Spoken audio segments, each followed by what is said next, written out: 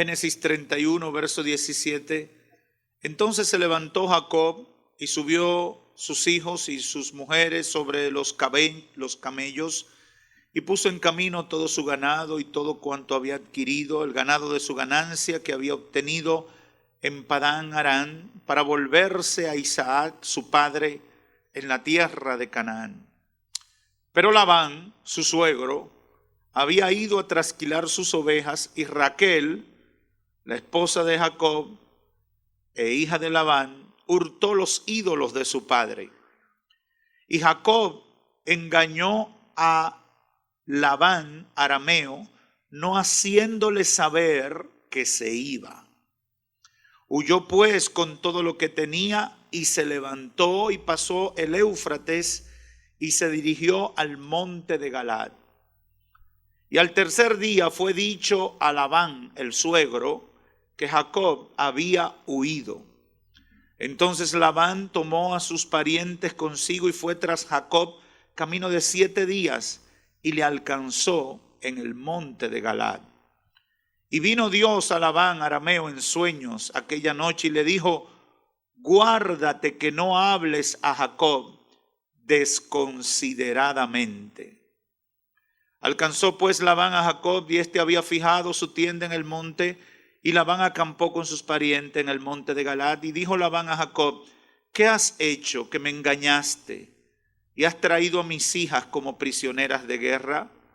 ¿Por qué te escondiste para huir y me engañaste y no me lo hiciste saber, para que yo te despidiera con alegría y con cantares y con tamborín y arpa? Pues ni aún me dejaste besar a mis hijos y mis hijas. Ahora locamente has hecho.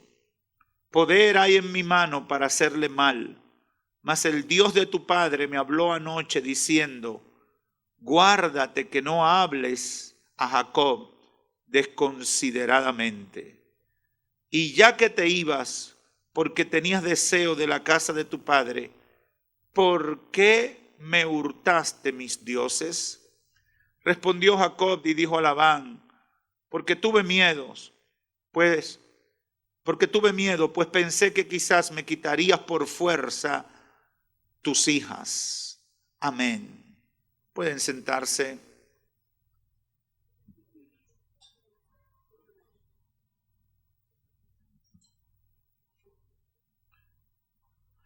Hoy quiero reflexionar con ustedes con un tema que para algunos pudiera parecer simpático, pero es de profunda reflexión, y hemos llamado a esto mis pequeños dioses, o mis pequeños ídolos, como tú lo quieras poner. Y esto tiene que ver con nuestra adoración a Dios. Esto tiene que ver con nuestro servicio.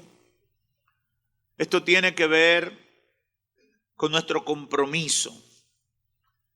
De manera específica, nos vamos a referir, o en términos generales, nos vamos a referir a lo que tiene que ver con la idolatría, pero no en su forma clásica, como todos conocemos, que consiste en adorar o convertir en sujeto u objeto de adoración a alguien fuera de Dios, sino en una idolatría un poco más sutil.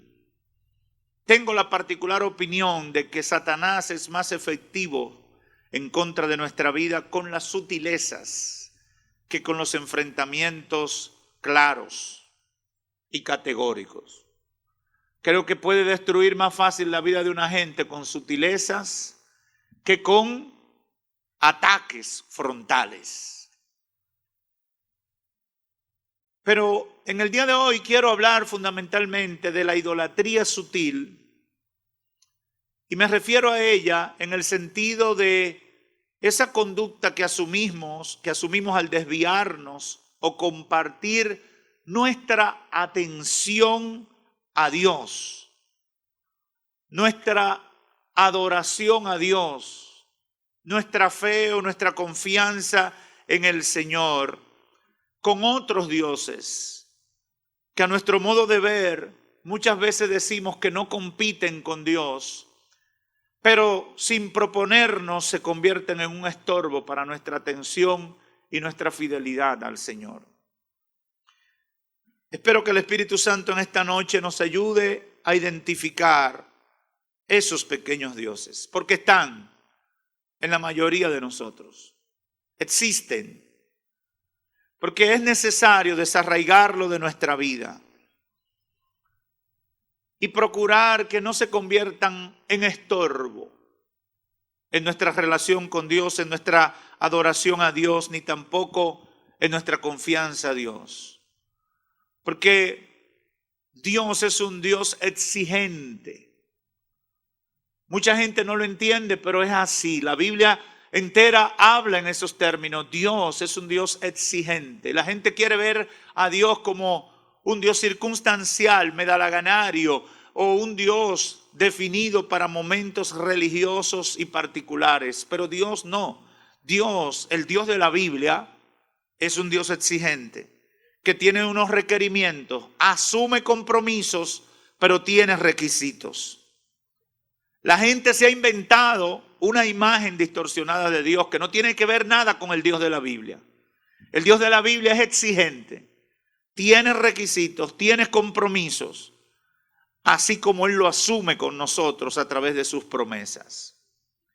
Y quiero utilizar como base la historia que hemos referido brevemente de aquí, del capítulo 31 de Génesis. Y quiero resumirle todo el contexto que abarca desde el verso 17 hasta el 44. La Biblia presenta la historia de Jacob.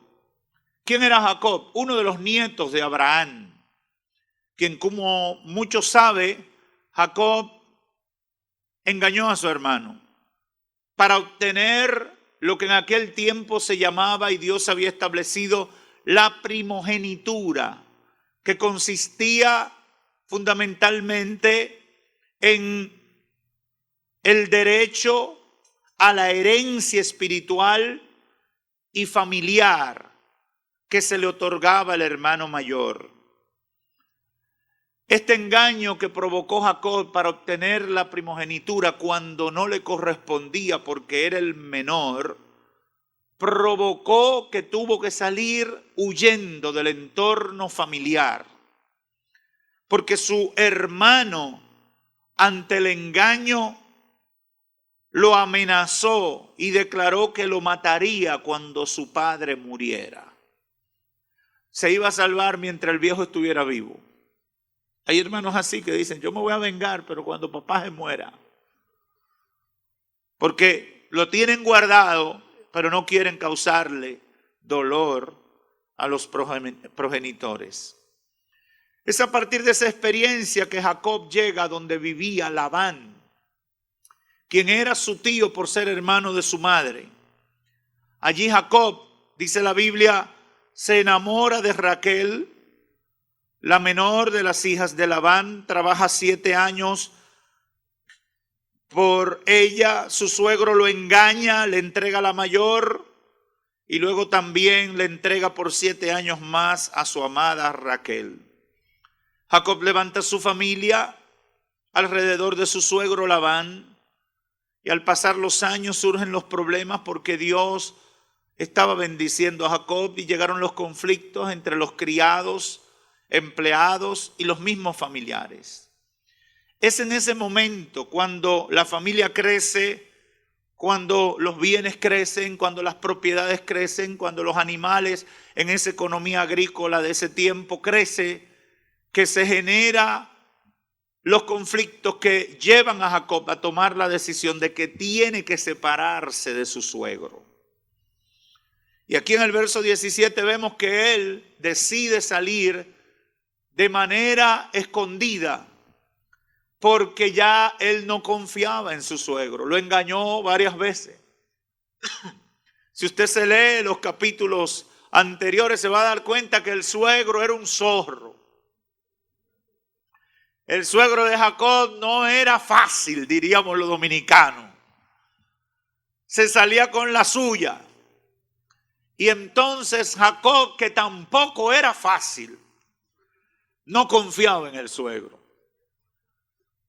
no tenía seguridad de lo que pudiera pasar. Y por eso él toma la decisión y sale a escondida. Se lleva todas sus propiedades, los animales que ya Labán le había dado por su trabajo, todos sus empleados, toda su familia, sus hijos, y sale con todo, pero sale a escondida cuando el suegro estaba trasquilando oveja o esquilando oveja en un lugar apartado, y le sacó la ventaja de 3 días de camino porque él sabía que de esa manera podía lograr su emancipación, su separación de su suegro, con quien él ya no tenía toda la confianza para seguir adelante. En medio de esto, ocurrieron muchos hechos interesantes.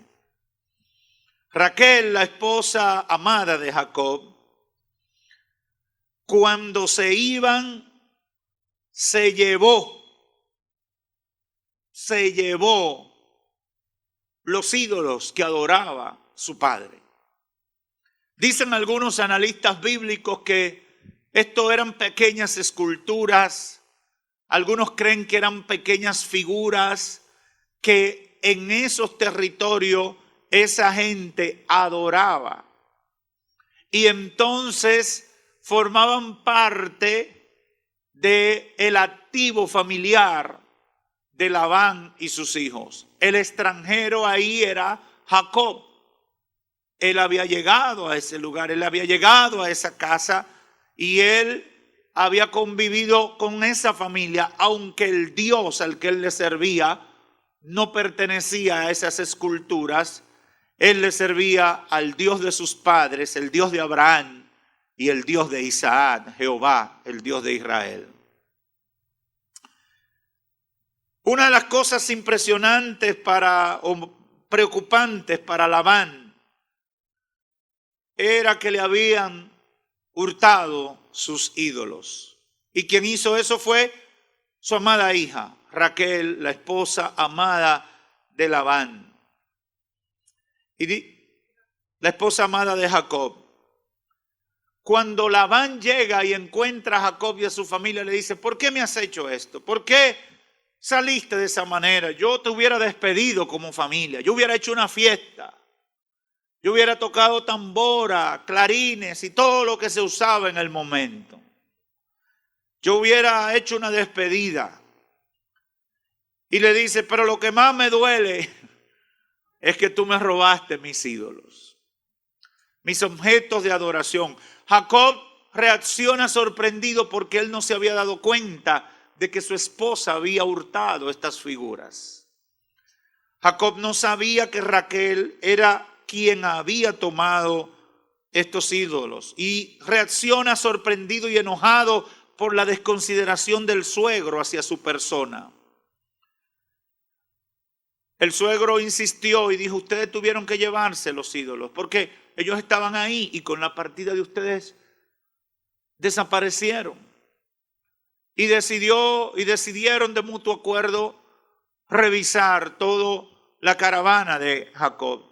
Y Raquel, la hija y la esposa de los dos que están chocando, utilizó una mentira, y cuando el papá comienza a buscar entre todos los bultos, los macutos, me imagino yo, los camellos y toda la compañía, ¿verdad?, de viajantes, ella puso los ídolos debajo de una especie de silla para montar los camellos.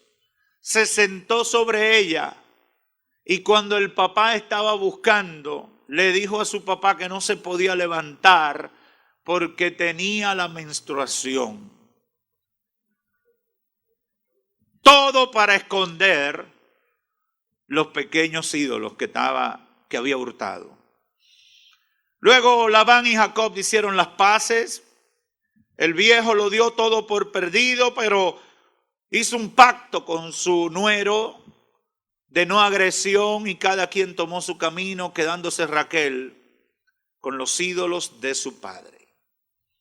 Una historia que parece inofensiva, pero que tiene grandes y profundas enseñanzas para nosotros.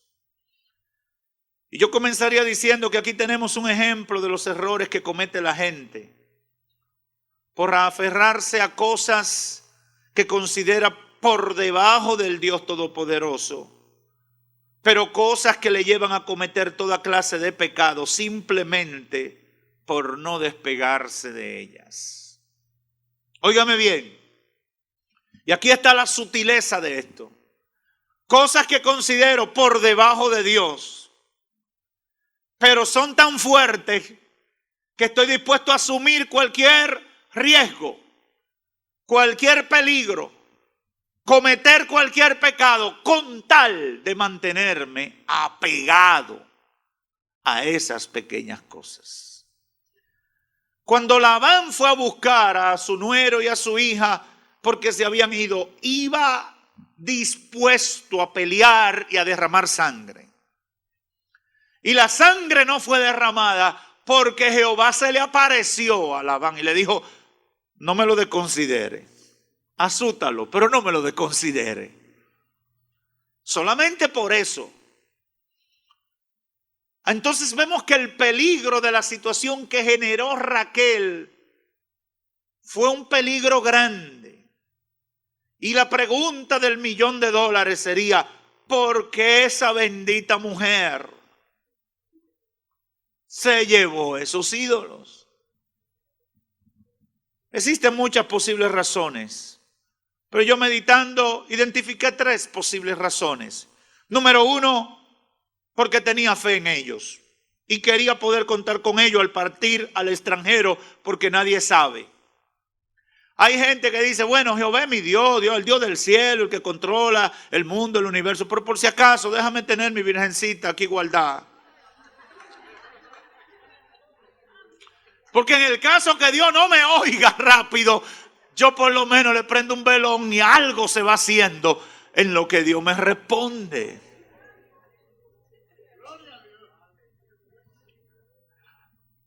Yo no sé si le he hecho el testimonio de una hermana que fue a llevar una ofrenda a Radio Ben Santo Domingo hace muchos años. Vivíamos allá todavía y vivíamos, estaba la oficina en la San Martín 46 y era una 4ª planta y yo estaba en ese momento ahí y bajé.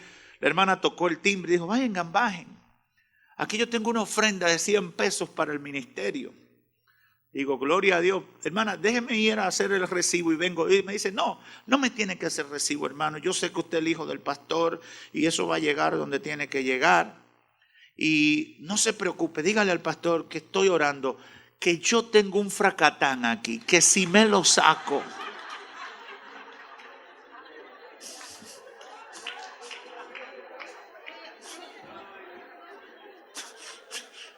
Hermano, eso es verídico, eso yo me recuerdo de eso como hoy. Yo no le pude responder a la hermana. Yo me quería explotar de la risa, yo no hallaba qué hacer. Sus pequeños dioses. Es posible que la razón de Raquel número 1 era porque tenía fe en ellos y quería poder contar con ellos al partir al extranjero. Una segunda razón es porque quizás quería recibir algún tipo de herencia de su padre. El viejo no me va a dar nada, me voy. Mi papá es un hombre muy interesado. Si usted analiza la historia, usted se va a dar cuenta ahí que el hombre sabía contar y sacaba raíz cuadrada. Una tercera razón, dice la tradición hebrea, es que posiblemente Raquel lo hizo para sacar de la vida de sus padres esos objetos de adoración. Quizás para ayudar a Raquel. Lo cierto en todo esto, hermanos y amigos que me escuchan, es que Raquel estuvo dispuesta a provocar una desgracia dentro de su familia por esos dioses. Estuvo dispuesta a provocar un lío de marca mayor entre su padre y su esposo por esos pequeños ídolos. No le importó el disgusto y la decepción que produjo en su padre, porque yo analizaba y digo, si el papá llegó y está buscando eso, ¿por qué no se lo entregó? Papá, perdóname. No me imaginé que eran tan importantes para ti, pero para que tú no vayas a darte un ataque al corazón o se te suba la presión. Mira, aquí están tus dioses. Eso fue una posible reacción que ella pudo evitar, pero sin embargo no le importó el disgusto y la decepción que produjo en sus padres por llevarse estos pequeños dioses. Y en tercer lugar, no le importó mentir a su esposo. Cuando su esposo le pregunta, ella le dijo que no lo había sustraído. Ella le mintió a todo el mundo. Ella usó todas las mañas posibles, diciendo que no tenía esos ídolos cuando los escondió debajo de esa silla donde se posó. Ahora, uno se pone a pensar cuántos riesgos para cosas que parecen insignificantes. El Espíritu Santo ministró a mi vida y me llevó a identificar 3 aplicaciones oportunas sobre lo que pueden generar acciones similares en nuestras vidas. Cuando uno reflexiona muchos años después sobre un hecho como el que le acabo de relatar y presenta el libro de Génesis, en teoría podemos juzgar con ligereza y condenar a Raquel por su acción. En teoría podemos decirle, mire, esa mujer tenía problemas, dirían algunos. ¿Por qué provocar un lío? ¿Por qué provocar un conflicto? Por un disparate. Yo no haría eso nunca. Lo cierto es que si somos sinceros, podemos darnos cuenta que la conducta de Raquel no es más que una conducta egoísta, hedonista y muy humana. Muy humana. Similar a la conducta que es muy popular en la sociedad que nos ha tocado vivir. A mí lo que me interesa va primero, aunque pase lo que pase. Cultura del egoísmo, de la importancia a lo particular, más allá del bien común. Similar al pensamiento de la sociedad en la cual nos ha tocado vivir. Yo meditaba en esto, cuántos problemas no hay en la vida de la gente por asumir conductas como esa. Raquel simplemente reaccionó como reacciona la mayoría de nosotros, solamente pensando en lo que a uno le interesa, solamente pensando en lo que para uno en un momento representa algo valioso, sin medir consecuencias. Hoy esa es la conducta más popular. Hay muchos ejemplos en las familias. Familias divididas por conductas egoístas. Es que yo no doy mi brazo a torcer. Es que después que a mí me hacen algo, el que me la hace a mí me la paga. Y yo me llevo eso hasta la muerte. Porque a mí nadie trapea el piso con mi nombre. Nadie dice cosas malas de mí y se queda así. ¿Quién te ha dicho? No, que los Molina no cogemos corte. ¿Quién ha dicho eso? El diablo.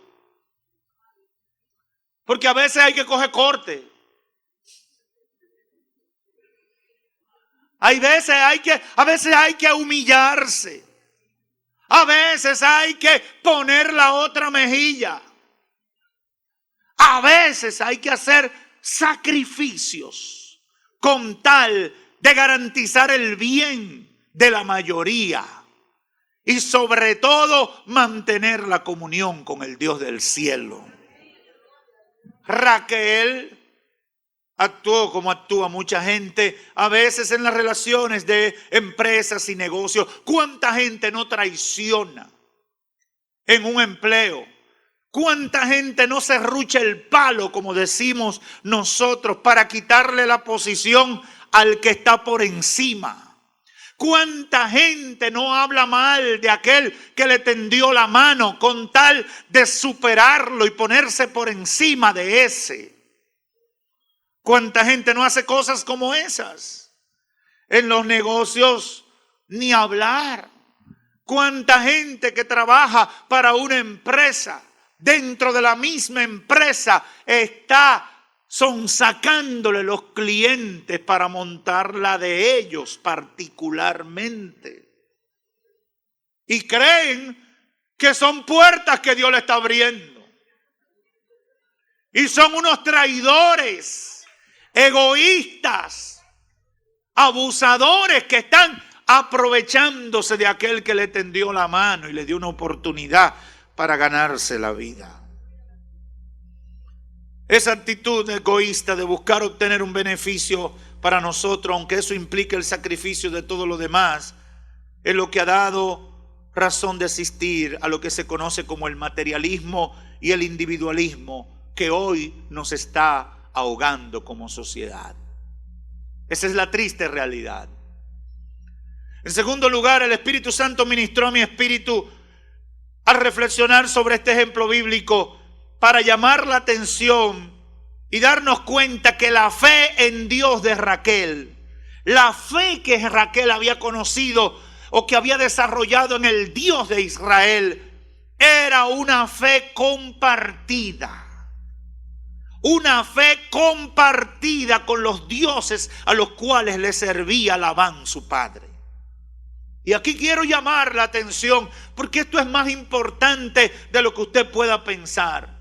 Esto para mí tiene un interés capital, sobre todo para los cristianos de este tiempo o la gente que dice que ama a Dios de todo corazón.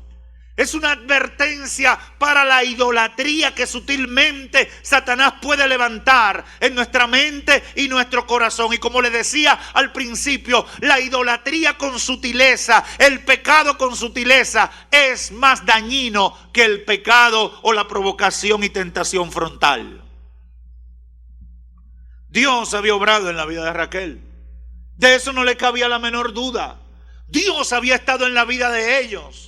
Cuando usted analiza toda la historia de ellos, se va a dar cuenta que Dios intervino milagrosamente para bendecirlos, para darle posesiones, para darle hijo. Raquel fue estéril. Raquel fue avergonzada por su hermana Penina, porque Lea, porque era estéril. Era estéril y lloraba amargamente e iba en oración delante de Dios: dame hijo. Y le decía a su esposo: si Dios no me da hijo, yo me voy a morir. Y el hombre estaba desesperado con esa mujer. Decía: pero yo hago toda la diligencia, mujer. Yo no tengo la culpa de que tú seas estéril. Pero Dios se acordó de Raquel. El Dios de Israel se acordó de Raquel. Dice el verso 22 del capítulo 30. Y se acordó Dios de Raquel. Y la oyó Dios. Y le concedió hijos. Y concibió. Y dio a luz un hijo. Y dijo: Dios ha quitado mi afrenta. Y llamó su nombre José, diciendo: añádame Jehová otro hijo. Hermanos y amigos, aquí se revela claramente que ella había sido testigo del poder de Dios. Ella había sido testigo de la misericordia de Dios. Ella no tenía razones para tener su corazón dividido entre la adoración al Dios que le había dado hijo y los dioses paganos de sus padres.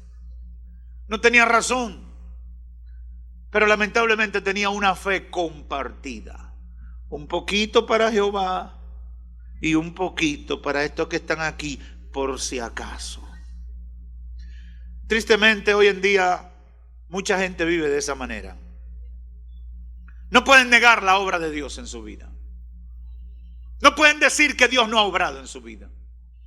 No pueden decir que Dios no es poderoso. No pueden negar que el poder de Dios se ha manifestado en su casa.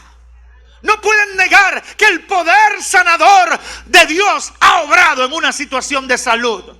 No pueden negar que todos los días ven la misericordia de Dios proveyéndole, abriéndole puertas, supliendo sus necesidades. No lo pueden negar. Ah, pero qué triste. Han sido bendecidos por Dios, pero su corazón sigue dividido entre el Dios verdadero y sus pequeños dioses que le llevan a servirle a Satanás. Tristemente, tristemente. ¿Cuáles son esos pequeños dioses? Muchos pudieran solamente graficarlo en función de servirle a otra deidad y demás. Pero yo creo que hay cosas más poderosas que convertimos en dioses, que son actitudes, conductas, cosas que nos interesan, personas que le damos valor a un nivel que nos llevan a sacrificarlo todo con tal de mantenernos aferrados a eso.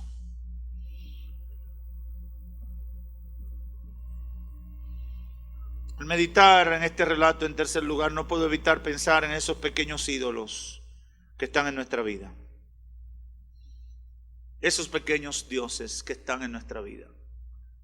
Esos pequeños deseos que están en nuestra vida, que aunque decimos que amamos a Dios, esas cositas a la postre son las que nos llevan a definir nuestra conducta y nuestras acciones.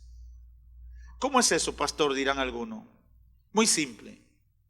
Quizás muchos de los que me ven o me escuchan aquí en el templo, fuera de aquí, no estén atados a esas imágenes, a esos cuadros, a esas esculturas, a esas deidades, pero están atados a los deseos de la carne. Hay gente que dice, yo amo a Dios, pero que cuando a mí me da tal cosa, cuando yo quiero una cosa, yo no me puedo aguantar. Es que yo tengo deseo de eso. Pastor, yo amo a Dios, pero usted sabe que yo no puedo estar sola. Y hay días que yo necesito compañía. Pastor, yo amo a Dios, pero usted sabe que las tentaciones en el trabajo no me dejan perseverar. Yo necesito un trabajo donde todos seamos cristianos. Porque si no yo pierdo la comunión, pastor, y yo no puedo, pastor. Yo amo a Dios, pastor, yo amo a Dios de todo corazón. Pero yo necesito un sitio donde las mujeres sean santas. Porque es que allá donde yo trabajo, si usted ve cómo es que van. Pequeños dioses. Pequeños dioses. Amo a Dios, pero al final hago lo que dicen los pequeños dioses. Digo que tengo a Dios en primer lugar en mi vida, pero al final hago lo que dicen los pequeños dioses.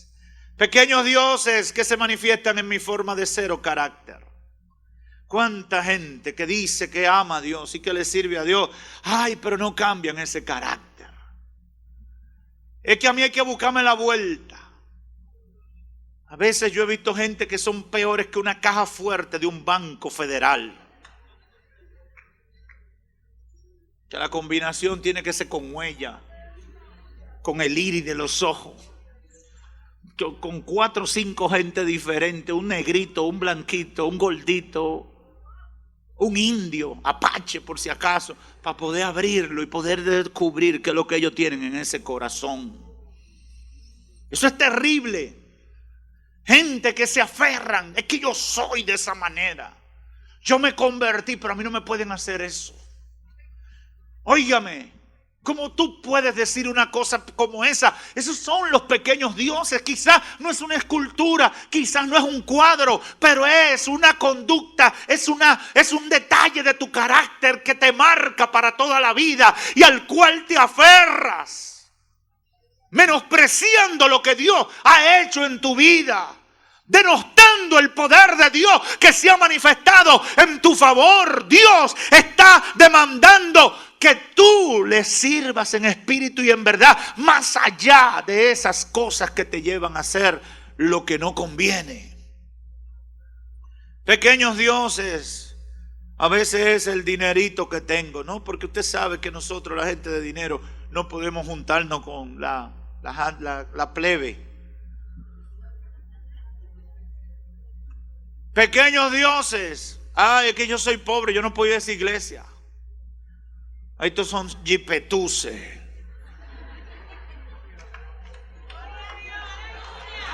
Pequeños dioses. A mí lo que me gusta cómo predica, me gusta cómo cantan. Cuando voy siento la presencia de Dios, pero yo no puedo competir. Esas hermanas se cambian muy bonito ahí. Pequeños dioses, amas a Dios, pero tienes un corazón dividido en lo que tú piensas, en lo que tú quieres, en lo que tú crees, en tu particular visión de las cosas, sin importarte lo más importante en tu vida, que es la adoración a Dios, el servicio a Dios, el tener una comunión íntima con Dios en todo tiempo, en toda circunstancia. ¡Aleluya! Pequeños dioses con su negocio. ¿Por qué tú no vienes a la iglesia, pastor? El negocio. Ay, ese negocio. Ese negocio es una bendición. Fue el Señor que me lo dio. Sí, fue el Señor que me lo dio. Aleluya. Yo estoy muy agradecido del Señor. El Señor me dio ese negocio y me dio otro y me dio otro. Ajá, sí. Y entonces, no, usted sabe, no puedo dejar el negocio, me roban. Pequeños dioses, si Dios te dio el negocio, no puede cuidarte el negocio también, para que tú saques un tiempo para adorarle, para rendirle culto y para darle alabanza. Pero esos pequeños dioses están definiendo tu estilo de vida. No buscas de Dios, no te integras a las cosas del Señor, no tienes tiempo para orar. ¿Por qué? Porque llegas muerto del trabajo, destruido, y cuando vas a orar te duermes y comienzas a dormir en un sueño profundo. Pequeños dioses, el trabajo, la empresa, la profesión, la reputación, los hijos. Ay, que mis hijos, ay, que si me le pasa algo a esos hijos yo me muero. ¿Y por qué tú no vas a la iglesia? Que yo no puedo dejar a mi hijo no quiere ir para allá. Y no tengo con quién dejarlo, pastor. ¿Y por qué? No, porque nada más traerlo a la iglesia. No, ese muchacho es una cosa terrible. Pequeños dioses. El esposo, la esposa. Ay, que mi esposa no le gusta que yo vaya a la iglesia. Mi esposo se pone guapo cuando yo voy a la iglesia. Y yo, para mantener la paz en el hogar, yo lo veo por televisión. Pequeños dioses. Pequeños dioses. Pudiera pasarme todo el tiempo diciendo cosas similares a esta de la vida diaria. Pero la realidad es que son pequeñas cosas que las convertimos en quienes determinan la conducta que tenemos. La convertimos en la máxima autoridad de nuestras vidas. Las convertimos en los factores más importantes en nuestras decisiones. Y yo estoy como instrumento de Dios para decirle a la gente de parte de Dios: es hora de que saques esos pequeños dioses, esa idolatría escondida, y la sacrifique delante de la presencia de Dios. Es tiempo. No vale asumir esos riesgos que te está tomando. No vale crear esas situaciones que atentan contra tu estabilidad espiritual, contra tu relación con Dios, contra la seguridad de todo lo que tú eres y de todo lo que tú tienes. No vale la pena. No vale la pena. Raquel actuó con insensatez. Actuó con egoísmo. Actuó pensando solamente en ella, sin importarle las consecuencias de sus acciones. Esa es una filosofía de vida del siglo XXI, de la sociedad posmoderna en la que estamos viviendo. Individualismo, cimentado en la plataforma de lo material. Es que yo tengo que superarme, pastor. ¿Y qué va a pasar con tus hijos? Yo no sé qué va a pasar. Mi mamá que me la ayude, me lo atienda. Pero dice, mira que tu mamá no puede, que tiene nietos de todos los hijos, porque todos le han dejado los demás nietos, y los tuyos van a estar en la calle y nadie lo va a atender. Pastor, pero yo tengo que superarme. Pero Dios te dio hijos. Dios te dio una bendición y te la dio para que la administre, para que la cuide y para que al final de la historia le dé un reporte de buen mayordomo con lo que Él te ha dado. Hermanos y amigos, esto me lleva a una conclusión importante. Si existe algo o alguien que esté compitiendo con tu adoración o servicio a Dios, sea grande o pequeño, visible o invisible, las palabras del Señor en Éxodo 20, 2 al 5, retumban en nuestros oídos en este momento.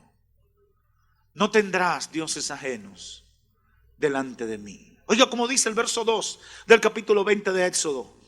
Yo soy Jehová tu Dios, que te saqué de la tierra de Egipto, que te saqué de casa de servidumbre.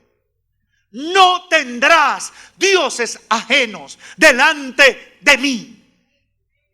No te harás esculturas, no te harás imagen, ni ninguna semejanza de lo que esté arriba en el cielo, ni abajo en la tierra, ni en las aguas debajo de la tierra. No te inclinarás a ellas, ni las honrarás, porque yo soy Jehová tu Dios, fuerte y celoso. El Señor le decía al pueblo de Israel: yo fui que te saqué de la servidumbre.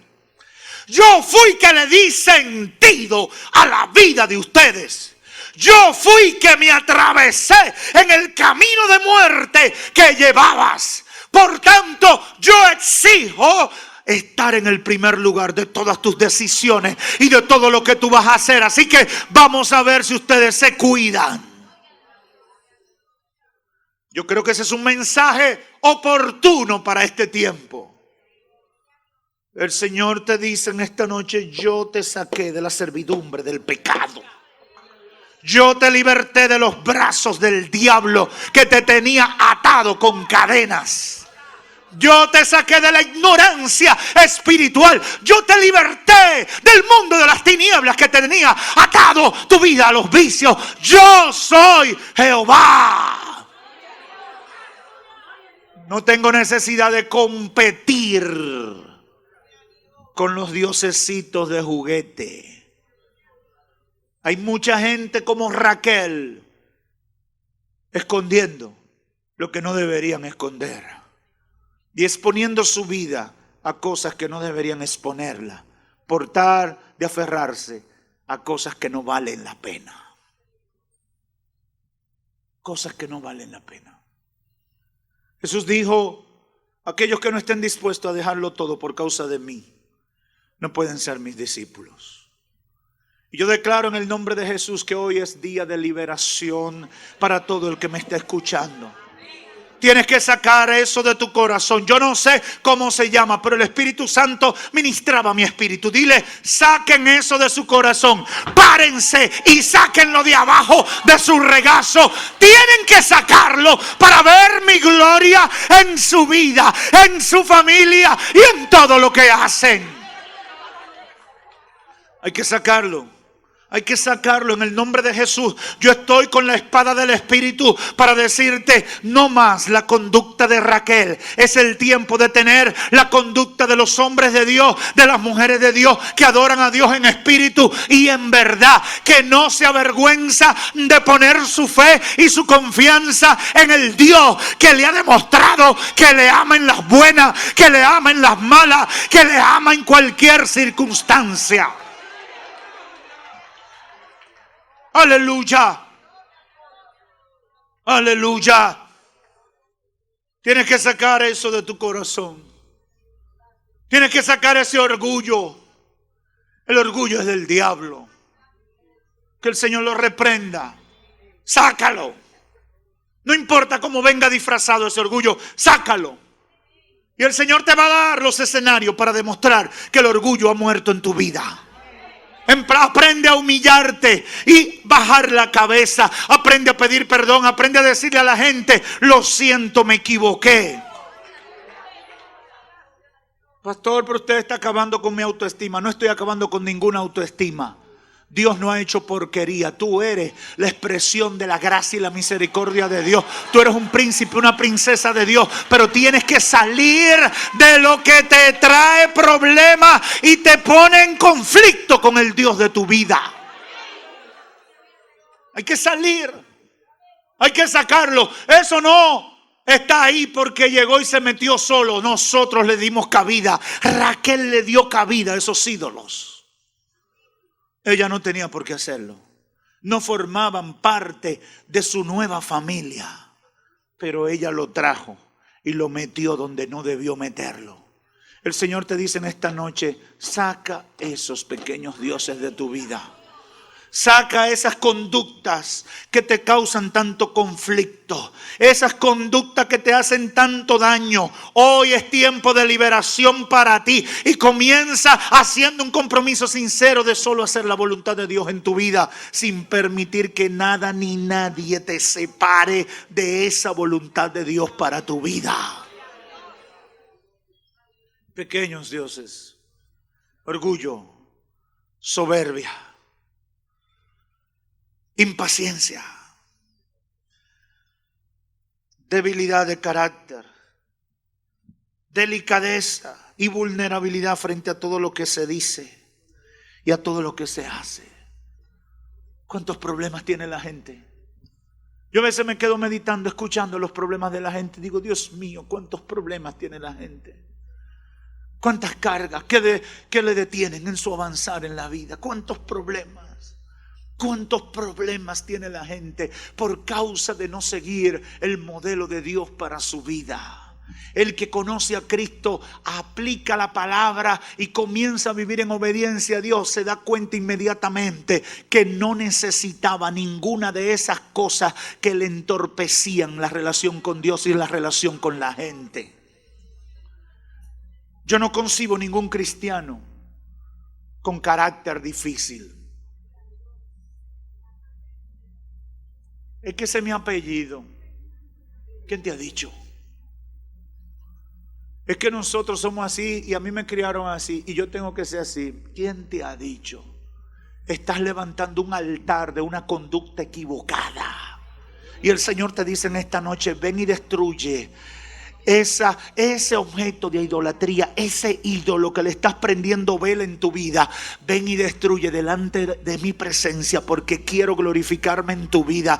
Quiero que cambie tu vida. Quiero establecer una señal de gozo, una señal de alegría en tu rostro. Quiero cambiar tu lamento en gozo. Pequeños ídolos, hermanos, pequeños dioses, en el nombre de Jesús yo declaro que esos altares caen. En el nombre de Jesús yo declaro que eso se saca de tu vida. En el nombre de Jesús yo declaro que se terminó la postración a eso. En el nombre de Jesús yo declaro que se acaba ese tiempo de miseria. La idolatría trae miseria a la vida de la gente. Todos los pueblos idólatras caen en miseria. Pequeños dioses que como Raquel lo ponemos bajo nuestro regazo y lo guardamos. Hoy es día de liberación para ti. Sácalo y tráelo delante de Dios en esta noche y dile: Señor, aquí yo lo traigo. Yo no sé qué tú vas a hacer conmigo, pero yo lo traigo. Lo sacrifico, lo destruyo y dejo que el fuego de tu presencia lo consuma para terminar de una vez para siempre con eso. Quiero decirle a los amigos o amigas que están en medio nuestro: es posible que tú seas de lo que dices que amas a Dios. Es posible que tú seas de los que dices que tienes fe en Dios. Es posible que tú seas de los que dices que cree en que Dios existe y que es el creador de todas las cosas. Es posible que tú seas de esos millones de personas que dicen que Dios existe y que es real. Pero es probable que también sea de esos millones de personas que con tus hechos, con tu conducta, revela que hay pequeños dioses en tu vida que tienen mayor autoridad para influir en todo lo que tú eres y en todo lo que tú haces. Y a Dios lo estás menospreciando. Yo soy Jehová tu Dios, que te saqué de servidumbre. No tendrás dioses ajenos delante de mí. Hoy quiero decirte que puedes ser libre. Es lo que Dios quiere para tu vida. Puedes ser libre. Dios te está llamando y quiere que tú le sirvas en espíritu y en verdad. Que lo conozcas y que te conviertas a Él reconociendo a Jesucristo su Hijo como Señor y Salvador de tu vida. Dios no quiere competencia, Él no va a competir. Alguna gente dice, ¿y por qué Dios no obliga a fulano? ¿Tú sabes por qué Dios no lo obliga? Porque Dios no está en competencia. Él quiere que tú decidas o Él o esas cosas. Él te está diciendo, yo quiero ser tu Dios, yo quiero ser tu Salvador, yo quiero ser tu Señor, yo quiero glorificarme en tu vida. Pero tú tienes que renunciar a todas esas cosas que te separan de mí, las cuales ha convertido en dioses que dirigen tu vida y norman tu conducta, para entonces yo glorificarme en tu vida. Todo amigo o amiga que está aquí o al alcance de los medios, que quiera darle un cambio de 180 grados a su vida, quiero decirle que hoy es su gran oportunidad. El Señor te está llamando. Él quiere ser tu único y verdadero Dios. Que Dios te bendiga. Padre, gracias por tu palabra. Hemos hablado en tu nombre. Trae a aquellos que han de ser salvos. Glorifícate, Señor, en la vida de la gente. Espíritu Santo, completa la obra en la vida de todos los amigos que están al alcance de nuestra señal. Declaro salvación para ellos en el nombre de Cristo Jesús. Amén.